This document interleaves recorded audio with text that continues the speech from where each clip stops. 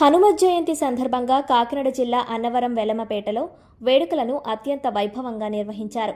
Railway station రోడ్డులో గల మరిడమ్మ అమ్మవారి ఆలయం దగ్గర ఉన్న హనుమంతుడి విగ్రహానికి 108 కలశాలతో అభిషేకాలు నిర్వహించారు. వెలమయూత్ ఆధ్వర్యంలో నిర్వహించిన ఈ కార్యక్రమంలో హనుమంతుడికి అభిషేకంతో పాటు తమలపాకులు, తులసి పత్రి, వివిధ సుగంధభరితమైన పుష్పాలతో అందంగా అలంకరించారు.